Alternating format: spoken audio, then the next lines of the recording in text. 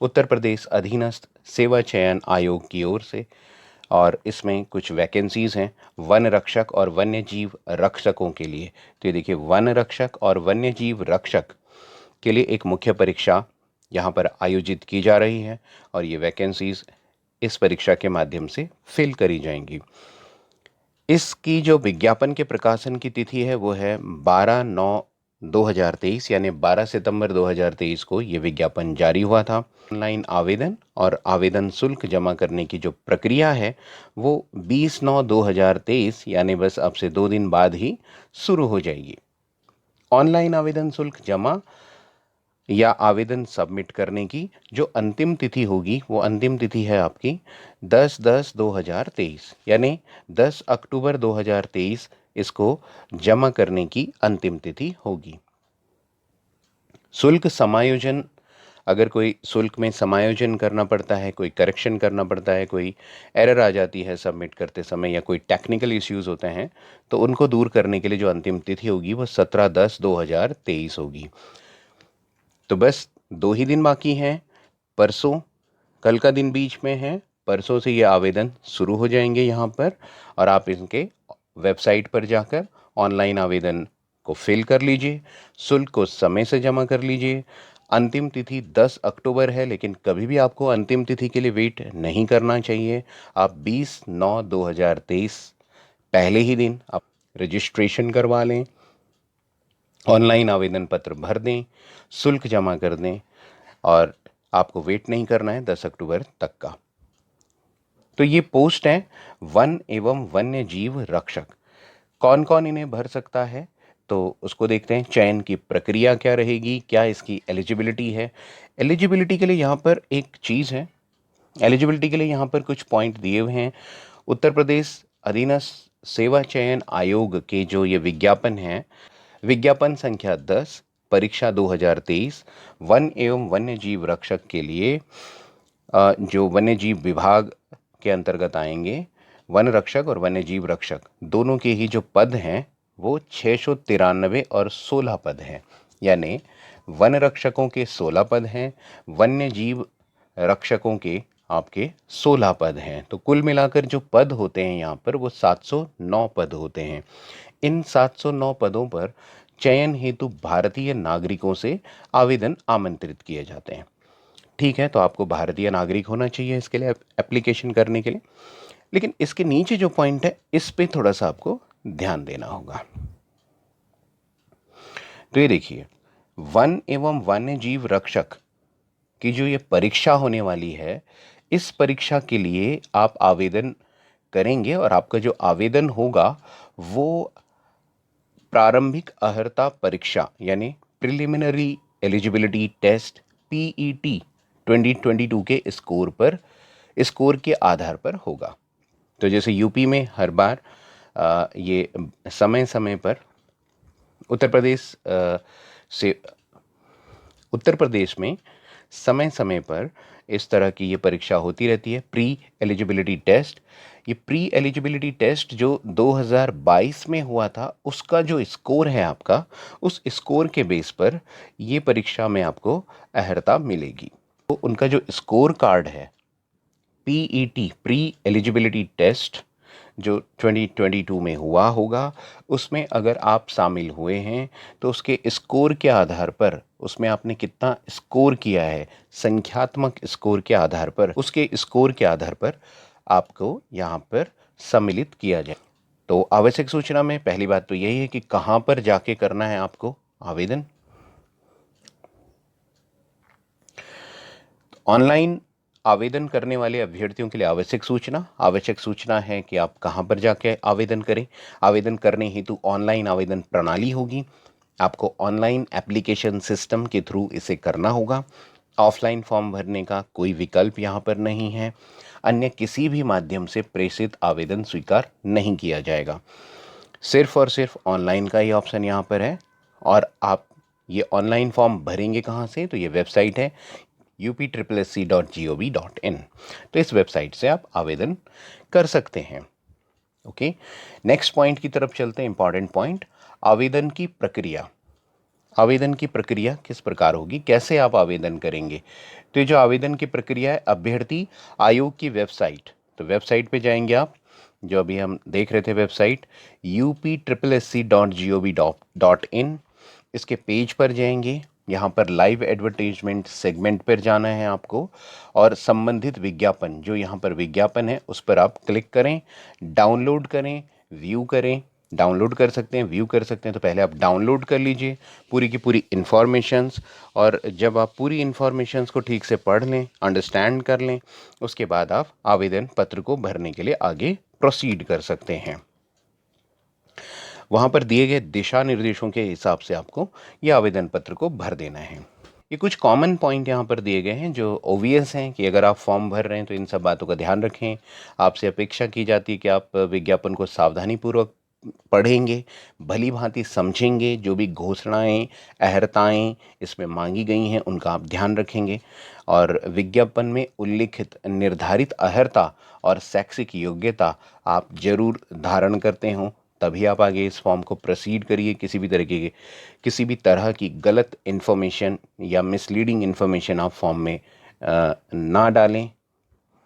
अभ्यर्थी को आवेदन करते समय आवेदन की अंतिम तिथि 10/10/2023 तक संबंधित आवश्यक अनिवार्य अहर्ता और अन्य अहर्ताएं तथा तत्संबंधित प्रमाण पत्र धारित करना अनिवार्य है। यानी जो भी यहाँ पर मांगा गया है, आपकी अहर्ता जो मांगी गई है, एलिजिबिलिटी जो है, उसके सर्टिफिकेट्स आपके पास 10/10/2023 तक के वैलिड होने चाहिए, यानी इससे पहले के सर्टिफिकेट वैलिड होने चाहिए।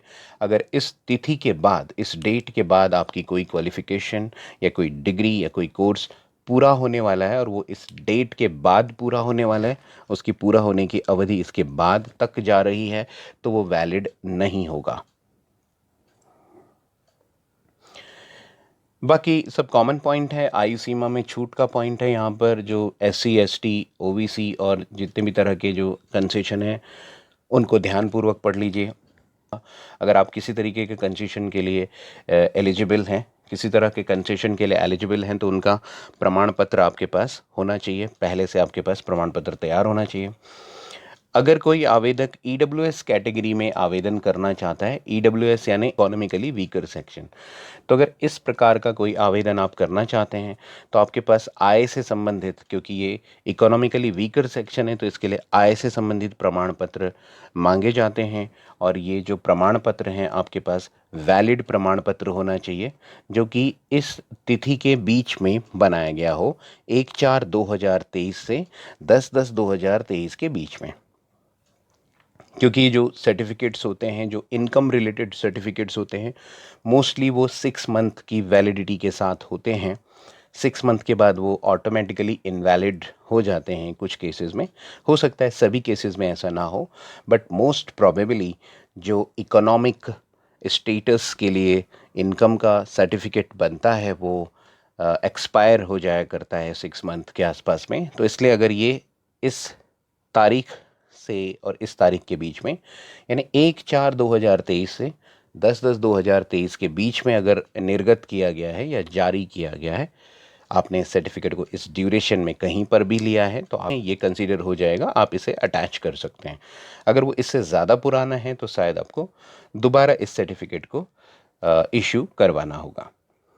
विज्ञापित पदों पर, अब ये यहाँ पर एक अगला पॉइंट है 2.5, विज्ञापित पदों के लिए केवल एक ही आवेदन करना है। तो जो पद हैं आपके 709 पद हैं, और 709 कुल पद हैं, और वो 2 कैटेगरी के पद हैं, एक है वन रक्षक और एक है वन्य जीव रक्षक। लेकिन आपको वन रक्षक और वन्य जीव रक्षक के लिए अलग अलग आवेदन नहीं करना है, दोनों ही आवेदन एक ही फॉर्म से हो जाएंगे, यानी आप एक ही फॉर्म फिल करेंगे दोनों पोस्ट्स के लिए। अब कुछ यहाँ पर चयन प्रक्रिया से संबंधित चीज़ें दे रखी हैं। तो चयन प्रक्रिया में सबसे पहला क्राइटेरिया है आपका प्रारंभिक अहर्ता परीक्षा 2022, यानी प्रीलिमिनरी एलिजिबिलिटी टेस्ट PET 2022 के रजिस्ट्रेशन नंबर के प्रमाणीकरण। यानी सबसे पहले आपको ये प्रमाणीकृत करना होगा कि आप इस एलिजिबिलिटी टेस्ट पेट 2022 में सम्मिलित हुए हैं, उसके लिए आप प्रमाणीकरण करेंगे। फॉर्म भरने से पहले आपका ये प्रमाणीकरण किया जाएगा, यानी यहाँ पर जांच की जाएगी, इस इंफॉर्मेशन को कंफर्म किया जाएगा कि आप इस परीक्षा में सम्मिलित हुए थे। अब ये कैसे कंफर्म होगा, तो इसके दो तरीके हैं कंफर्म करने के। तो कंफर्म करने के तरीके देखते हैं। पहला तरीका जो है वो व्यक्तिगत विवरण के साथ है। व्यक्तिगत विवरण यानी आप अपनी पर्सनल डिटेल्स फिल करेंगे और पर्सनल डिटेल्स से वेरिफिकेशन होगा कि हाँ, आपने ये वाली परीक्षा में आप सम्मिलित हुए हैं। आप 2022 की जो ये प्री एलिजिबिलिटी टेस्ट है उसमें आप सम्मिलित हुए हैं और आपका स्कोर क्या है, आपका रजिस्ट्रेशन नंबर क्या था, वो आप इस तरीके से कर सकते हैं। ये पहला तरीका है। इसमें आपको क्या करना होगा, और जो प्रारंभिक अर्हता परीक्षा 2022 है उसका रजिस्ट्रेशन नंबर आपको चाहिए, जन्म तिथि, लिंग और उत्तर प्रदेश का निवासी होने संबंधी विवरण और श्रेणी संबंधी विवरण भरकर आपको आवेदन हेतु लॉगिन करना होगा। जैसे आप UPSSC की साइट पर जाएंगे, वहाँ पर आप इस फॉर्म को फिल करने के लिए आगे प्रोसीड करेंगे तो आपको सबसे पहले यही प्रोसेस या यही स्टेप क्रॉस करना है। जो आपके सामने एक पेज आएगा उसमें आपको ये फिल करने हैं। रजिस्ट्रेशन नंबर, क्या क्या फिल करना है एक बार और सुन लेते हैं। रजिस्ट्रेशन नंबर, जन्म तिथि, लिंग और उत्तर प्रदेश का निवासी होने संबंधी जो भी आपके पास प्रमाण पत्र है, तो यूजुअली डोमिसाइल होता है, इसके लिए मूल निवास प्रमाण पत्र या फिर डोमिसाइल बनता है। कैटेगरी संबंधी जो विवरण है आपके, कैटेगरी से मतलब है यहाँ पर अगर आप जर्नल से हैं तो कोई सर्टिफिकेट की ज़रूरत यूजुअली नहीं होती है। अगर आप SC ST या फिर OBC जैसे बेनिफिट्स को क्लेम करते हैं, उस तरह की कैटेगरी से आप बिलोंग करते हैं और उसे क्लेम करना है आपको, तो वो आवेदन का विवरण आपको भरना होगा। प्री एलिजिबिलिटी टेस्ट का जो प्रमाणीकरण है उसको आप दूसरे तरीके से भी कर सकते हैं, तो ये है उसको करने का दूसरा तरीका। इसे आप OTP के माध्यम से भी कर सकते हैं। तो अभी आपने जो डिटेल्स भरी थी पहले वाले तरीके में आपको सभी डिटेल्स भरनी है, लेकिन ये जो दूसरा तरीका है OTP, इसमें आपको ज़्यादा कुछ डिटेल्स भरने की ज़रूरत नहीं होगी। इसमें जल्दी से आपका काम हो जाएगा। आपको OTP के मेथड से ये करना है। अब OTP वन टाइम पासवर्ड आपके फ़ोन में आ जाएगा। आपने 2022 जो प्रारंभिक अर्हता परीक्षा पेट 2022 था, जो आपका एक रजिस्ट्रेशन हुआ है उस परीक्षा के लिए, उसी परीक्षा में आपने अपना मोबाइल नंबर रजिस्टर्ड करवाया होगा। तो अगर आपका मोबाइल नंबर रजिस्टर्ड है, जो कि होता ही है वहाँ पर, उस पर आप OTP के माध्यम से लॉगिन कर सकते हैं। तो आपके फ़ोन पर लॉगिन पासवर्ड आ जाएगा, OTP आ जाएगा, वन टाइम पासवर्ड, और उससे आप लॉगिन कर सकते हैं। फिर आप उतनी सारी डिटेल्स भरने से बच जाएंगे। ये पासवर्ड आपकी ईमेल पर भी प्रेषित किया जा सकता है। ओके, एप्लीकेंट लॉगिन करने के बाद अपनी सूचनाएं भरेंगे और जो भी आपकी सूचनाएं वो सब आप भर लेंगे। जर्नल इन्फॉर्मेशंस और फॉर्म जैसे भरते हैं वही आप करेंगे। फ़ोटो और हस्ताक्षर, तो ऑनलाइन फॉर्म में फ़ोटो और हस्ताक्षर भी आपको करने होते हैं। ये यूजुअली डिजिटल फॉर्मेट में आपको फ़ोटो अपलोड करना होता है, सिग्नेचर अपलोड करने होते हैं, उनको डिजिटल बना के उनकी फ़ोटो वगैरह क्लिक करके। बट यहाँ पर क्या है, इस भाग में अभ्यर्थी द्वारा पेट परीक्षा जो है, जो आपने प्री एलिजिबिलिटी टेस्ट दिया है 2022, उसमें अपलोड की गई फ़ोटो और हस्ताक्षर स्वतः प्रदर्शित होगा। यानी यहाँ पर आपको कुछ भी नहीं करना।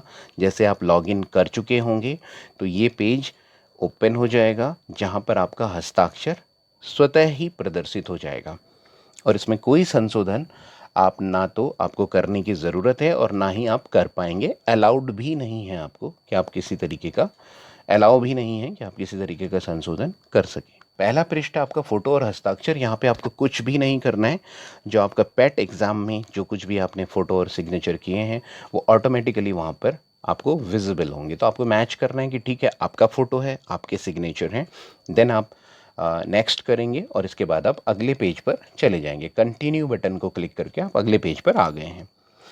अगले पेज पर जब आप आएंगे तो अन्य विवरण संबंधित पेज होगा वो, उस पर आपको अपने अन्य यानी कि अदर डिटेल्स भरनी है। अब अदर डिटेल्स में क्या भरना है? इस भाग में अभ्यर्थी अधिमानी अहर्ता अगर उसके पास कोई है तो, अधिमानी क्या होती है?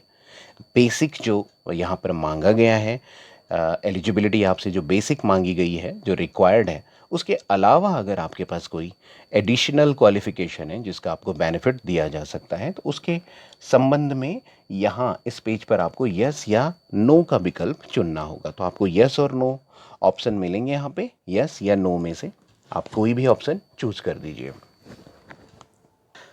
फिर अगला पेज डिक्लेरेशन का आएगा। डिक्लेरेशन एज़ यूजुअल, इसमें आपको यही सब लिखना होता है कि मैं जो कुछ भी जानकारियाँ दे रहा हूँ वो सब मैंने पढ़ ली हैं और मैं पूरी तरह से समझ कर यहाँ पर अप्लाई कर रहा हूँ। कोई भी गलत इन्फॉर्मेशन के लिए मैं खुद ही जिम्मेदार हूँ। तो this is a simple page. I think हमें आगे और इम्पॉर्टेंट पॉइंट्स पे फोकस करना चाहिए। आवेदन शुल्क कितना देना है इसमें? तो आवेदन शुल्क के लिए यहाँ पर तालिका दी गई है आपको। आवेदन शुल्क हेतु ऑनलाइन प्रक्रिया से ही शुल्क लिया जाएगा। तो सबसे इम्पॉर्टेंट पॉइंट ये नोट कर लीजिए, ऑनलाइन ही शुल्क लिया जाएगा। किसी तरीके का पोस्टल ऑर्डर या फिर और किसी तरीके के गवर्नमेंट मेथड्स या बैंकिंग मेथड्स यूज़ नहीं होंगे। ऑनलाइन बैंकिंग मेथड ही यहाँ पर यूज़ होगा। मुख्य परीक्षा हेतु शॉर्टलिस्ट किए जाने की दशा में शॉर्टलिस्ट किए गए अभ्यर्थियों द्वारा मुख्य परीक्षा हेतु शुल्क अलग से देना होगा। तो ये जो शुल्क अभी आपसे लिया जाएगा ये प्रारंभिक परीक्षा के लिए है, और मुख्य परीक्षा में अगर आप इस लेवल को क्रॉस करते हैं और अगले लेवल पर चले जाते हैं तो अगली परीक्षा के लिए आपका जो शुल्क होगा वो फिर से आपको भरना होगा। वो तब आपसे लिया जाएगा जब आप पहली परीक्षा पास कर लेंगे। तो शुल्क का विवरण देख लेते हैं। तो यहाँ पर शुल्क जो लिया जा रहा है अनारक्षित सामान्य वर्ग से जो शुल्क है वो यहाँ पर 00 है। आवेदन शुल्क जो लिया जा रहा है वो बिल्कुल 00 है, यानी कोई आवेदन शुल्क नहीं है अनारक्षित के लिए, अन्य पिछड़ा वर्ग के लिए नहीं है, अनुसूचित जाति और जनजाति किसी के लिए भी यहाँ पर आवेदन के लिए कोई शुल्क नहीं है। आवेदन प्रक्रिया का शुल्क सभी के लिए 25 रुपया है। बस यही शुल्क अभी आपको जमा करना है क्योंकि आवेदन शुल्क देय नहीं है, आवेदन शुल्क आपको देना नहीं है, और ये केवल आपको यही शुल्क देना है आवेदन प्रक्रिया वाला। आवेदन प्रक्रिया यानी ये प्रक्रिया ऑनलाइन की जा रही है और इस पर कुछ एक्स्ट्रा जो खर्चे आते हैं, जो एडिशनल कॉस्ट आती है, वही बस यहाँ पर ली जा रही है। तो 25 रुपीज़ ईच कैटेगरी में है, सारी सभी कैटेगरी में ये सेम है। तो सभी के लिए बस यही शुल्क है 25 रुपीज़। इसमें किसी तरीके का कोई डिस्क्रिमिनेशन नहीं है। मुख्य परीक्षा हेतु परीक्षा शुल्क का भुगतान, तो अब ये जो पॉइंट है यहाँ पे बोल्ड लेटर्स में देख लेते हैं। मुख्य परीक्षा हेतु परीक्षा शुल्क का भुगतान केवल मुख्य परीक्षा हेतु शॉर्ट लिस्ट किए गए अभ्यर्थियों द्वारा अलग से किया जाना होगा। जब आप शॉर्ट लिस्ट हो जाएंगे मुख्य परीक्षा के लिए, केवल और केवल तब ही आपको मुख्य परीक्षा का शुल्क सबमिट करना है। ओके, फॉर्म का प्रिंट आउट अभ्यर्थी अपने पास रख लें। एज़ यूजुअल आपको ये करना ही चाहिए, जब भी आप कोई फॉर्म फिल करते हैं तो उसका प्रिंट आउट अपने पास अवश्य रख लेना चाहिए, एक रिकॉर्ड के तौर पे, या कुछ भी इश्यूज़ होते हैं तो उसको, उस डिस्प्यूट्स को ख़त्म करने के लिए आपको ये रखना ही चाहिए। आवेदन पत्र में संशोधन, अगर कुछ भी आपको लगता है कि आवेदन पत्र में ये एरर हो गई है या कुछ रह गया है, कोई चूक रह गई है, यानी अगर आपको लगता है कि आपसे फॉर्म में कुछ चूक हो गई है, कुछ पॉइंट्स थे जो आप कवर करना भूल गए हैं, कुछ पॉइंट्स रह गए हैं, या कुछ गलतियां हो गई हैं उन्हें आप ठीक करना चाहते हैं, तो ऐसा करने के लिए आपको जाना होगा वेबसाइट पर दोबारा, जहां आपने फॉर्म भरा था वहाँ पे आपको अपनी एप्लीकेंट सेगमेंट, वहाँ पे एक जो टैब मिलेगा आपको, एक टैब वहाँ पे होगा एप्लीकेंट, एप्लीकेंट सेगमेंट में जाना होगा आपको। फिर एप्लीकेंट्स डैशबोर्ड मिलेगा। एप्लीकेंट डैशबोर्ड में जब आप जाएंगे, डैशबोर्ड, एप्लीकेंट का अपना जो डैशबोर्ड है वहाँ पर जाने के बाद एक ऑप्शन आएगा मॉडिफाई एप्लीकेशन, तो उसके बाद आपको एप्लीकेशन को मॉडिफाई करना होगा। मॉडिफाई कर सकते हैं अगर आपको कोई भी चूक लगती है। तो अब मॉडिफिकेशन में आप क्या क्या कर सकते हैं, तो इनमें से कोई भी गलती है तो उसको आप मॉडिफाई कर सकते हैं यहाँ पर आकर। तो कुछ भी गलती हो सकती है, हो सकता है कि नाम में वर्तनी की गलती हो, वो करेक्ट किया जा सकता है। पिता पति के नाम में कुछ गलती हो, पत्र व्यवहार का जो पता है वो कहीं एरर हो गई है आपसे, या फिर कोई भी ईडब्ल्यूएस एवं क्षैतिज आरक्षण श्रेणी जो है उसके जो उससे संबंधित जो डिटेल्स हैं उनमें आप चेंजेस कर पाएंगे। जाति की श्रेणी और जो है आपकी जाति की श्रेणी सामान्य है, अनुसूचित है, जाति अनुसूचित जाति है या अनुसूचित अनुसूचित जनजाति है या अन्य पिछड़ा वर्ग है, उसको आप चेंज कर सकते हैं। लिंग यानी कि जेंडर चेंज कर सकते हैं, और अनिवार्य अधिमानी अहर्ता के संबंध में विवरणों को आप चेंज कर सकते हैं। आवेदन पत्र में अनुमन्य संशोधन एवं विज्ञापन में उल्लिखित संशोधन की अंतिम तिथि 17/10/2023 है। अधिमानी अहर्ताएं या अन्य अहर्ताएं, अनिवार्य अहर्ता अब इसके लिए क्या है ये हम कंप्लीट कर लेते हैं। तो जो अनिवार्य अहर्ता है, अहर्ता का मतलब होता है एलिजिबिलिटी यानी कि योग्यता, आप इसके लिए योग्य माने जाएंगे अगर आपने तो उत्तर प्रदेश की इंटरमीडिएट परीक्षा या फिर सरकार द्वारा उसके समकक्ष कोई बोर्ड परीक्षा उत्तीर्ण की हो, कोई परीक्षा आपने उत्तीर्ण की हो जो इंटरमीडिएट के इक्विवेलेंट है। ये आपकी पहली अनिवार्य अहर्ता है। अब आती है अधिमानी अहर्ता। अधिमानी अहर्ता यानी ये आपके पास हो तो आपको एडिशनल बेनिफिट मिलेंगे, लेकिन अगर ये नहीं भी है तो भी आप अप्लाई कर सकते हैं। प्रादेशिक सेना में 2 वर्ष की अवधि तक आपने सेवा की हो, तो जो प्रादेशिक सेना होती है उसमें आपने 2 साल काम किया हो। राष्ट्रीय क्रेडिट कोर में बी सर्टिफिकेट आपके पास हो, एनसीसी का बी सर्टिफिकेट आपके पास हो, ये भी यहाँ पर मान्य होगा। या फिर आपके पास यहाँ पर केंद्र या राज्य सरकार के द्वारा किसी संस्था से कंप्यूटर एप्लीकेशन में प्रमाण पत्र हो, जो CCC आता है या CCC के कोर्स आते हैं, BCC CCC, इस तरीके का जो कंप्यूटर कोर्स हैं, कंप्यूटर से रिलेटेड जो कोर्स हैं वो अगर आपने किए हुए हैं तो भी आपको अधिमानी अहर्ता के तौर पर उनको आप लगा सकते हैं। किसी खेल में राज्य का प्रतिनिधित्व किया हो, आपने उत्तर प्रदेश राज्य की तरफ से कोई खेल खेला हो। आयु की बात कर लेते हैं। आयु एक और इम्पॉर्टेंट पॉइंट है कि आयु यहाँ पर क्या रहेगी, तो यहाँ पर सीधे सीधे आप अप्लाई कर सकते हैं। आयु का जो नॉर्मल क्राइटेरिया स्टेट लेवल पर होता है वो 18 से 40 ईयर्स तक ही है। 18 से लेकर 40 वर्ष तक इसमें आप अप्लाई कर सकते हैं अगर आपकी एज 18 वर्ष है मिनिमम, या फिर मैक्सिमम 40 वर्ष है। ओके, लिखित परीक्षा होगी इसमें, और फिर शारीरिक मानक परीक्षा होगी। अब आप इसके लिए अप्लाई करने जा रहे हैं तो आपको ये भी मालूम होना चाहिए कि इसमें परीक्षा किस तरीके की होंगी, किस प्रकार आपका चयन होगा। तो चयन में सबसे पहले होगी लिखित परीक्षा। लिखित परीक्षा पास करने के बाद उसमें उसको जब आप क्वालिफाई कर देंगे तो उसके बाद शारीरिक मानक परीक्षा होगी। फिर आपके शारीरिक परीक्षाएं होंगी, यानी फिजिकल टेस्ट होगा। शारीरिक मानक परीक्षा के आपके शारीरिक पैरामीटर फिट होने चाहिए, इसमें आपके हाइट, वेट, लेंथ वगैरह को देखा जाएगा। ठीक है, तो जैसे यहाँ पर कुछ पॉइंट्स दिए हुए हैं, इन सब चीज़ों को यहाँ पर देखा जाएगा कि आपकी ऊंचाई कितनी है। तो ऊंचाई 168 सेंटीमीटर्स होनी चाहिए सामान्य और अन्य पिछड़ा यानी ओबीसी और जनरल के लिए। और अगर अनुसूचित जनजाति के अभ्यर्थी हैं तो उनके लिए 160 सेंटीमीटर यानी 8 सेंटीमीटर छूट है। अनुसूचित जाति के लिए नहीं, ये सिर्फ अनुसूचित जनजाति के अभ्यर्थियों के लिए छूट है यहाँ पर 8 सेंटीमीटर। इसी तरीके से सीने का फुलाव है तो सीना 84 सेंटीमीटर होना चाहिए, और जो जनजाति है उनके लिए 82 सेंटीमीटर की सीने के साइज़ में जो चेस्ट साइज़ है उसमें भी छूट है। और यहाँ पर एक टिप्पणी है कि सीने के साइज़ में 5 सेंटीमीटर का फुलाव अनिवार्य है।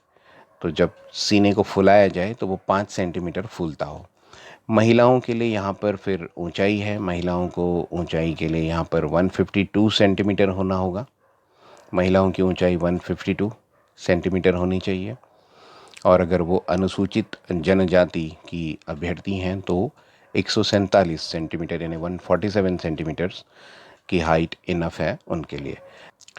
महिलाओं के लिए चेस्ट के स्थान पर उनका ये वज़न देखा जाएगा और वज़न उनका 45 से 58 किलोग्राम के बीच में होना चाहिए। प्रारंभिक फिर शारीरिक दक्षता परीक्षा आएगी। इस सब के होने के बाद शारीरिक दक्षता की परीक्षा की जाएगी और इसके लिए कुछ मेंबर्स होंगे जो आपकी ये परीक्षा लेंगे। इसके बाद आपका मेडिकल टेस्ट होगा और मेडिकल टेस्ट के कुछ पैरामीटर्स यहाँ पे दिए गए हैं जिसे आप ध्यानपूर्वक पढ़ लेंगे। फिर लिखित परीक्षा होगी और फिर लिखित परीक्षा के बाद मुख्य परीक्षा होगी। इन सभी बाकी के पॉइंट्स को हम कवर करेंगे अपने अगले वीडियो में। उसमें हम एलिजिबिलिटी के ऊपर ही डिटेल्ड वीडियो बनाएंगे। अभी ये जो वीडियो है वो केवल और केवल इन्फॉर्मेशन के लिए है, आपके लिए इन्फॉर्मेटिव वीडियो है। ये आपको डेट्स के बारे में अवेयर करने का वीडियो है कि कौन कौन सी डेट्स पे आपको अलर्ट रहना है। 20 सितंबर से लेकर 10 अक्टूबर के बीच में आप इस फॉर्म को फिल कर सकते हैं।